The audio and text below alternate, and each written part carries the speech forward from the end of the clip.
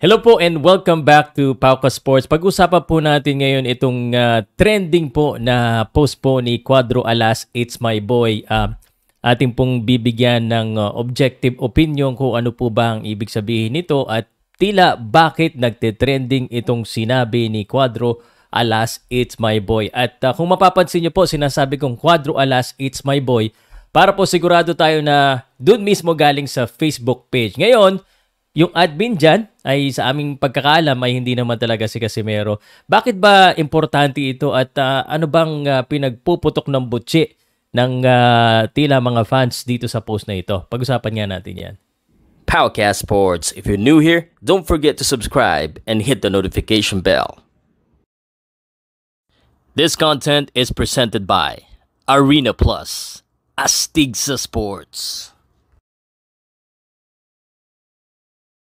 Alright, so to be fair po, no, may katwiran naman talaga din si Cuadro Alas, It's My Boy.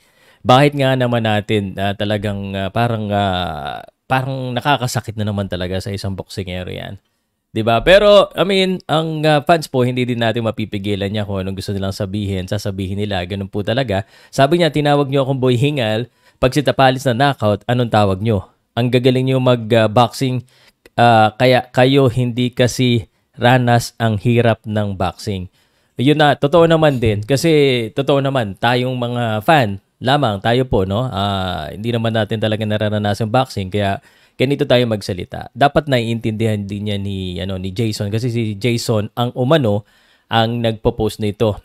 Okay naman sana nga yung kanyang post na kumbaga siya yung maapila sa mga fans na itigil na naman natin kasi tapos na yun no? At panalo naman sila, sabi nga nila, but okay yung apila, pero yung mga fans di mo talaga mapipigilan magsalita yan kasi fans nga there's a difference between the fans and an athlete.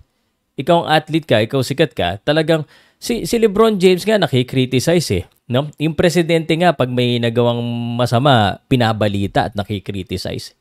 Boksingero lang kaya, di ba? Athletes pa kaya, kumbaga, 'di ba? Si Jesus nga nakikriticize 'di ba? So, ang siguro medyo mali lang doon, dapat din dinagdag si Tapales. Parang ang dating nito parang na ano niya yung mga tao na parang gumawa ng pang-asar kay Tapales. Dapat hindi siguro ganoon. 'Yun po yung sa tingin ko na mali doon sa post na 'yon. But ako rin umaapila din po ako sa mga solid fans ni Casimero na siguro or yung mga haters na sa next fight na lang ulit natin i-criticize. Pero, apila po yon, pero sa inyo pa rin yan Kasi ako naiintindihan ko, ako nga yung mga haters ko, wala akong pakialam dyan. Kahit mag-content kayo na mag-content. Kahit sabihin yung chismis.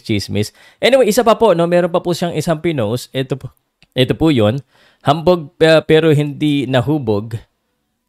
Parang hindi naintindihan ng karamihan. So, nag-research ako, nagtanong, parang ibig sabihin niya doon, para po maliwanag, parang mayabang pero hindi nalalasing o hindi lasing.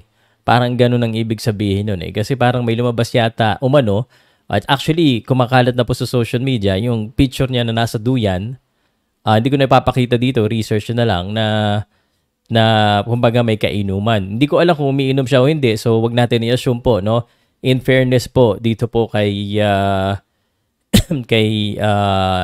Janriel Cuadro Alas Casimero.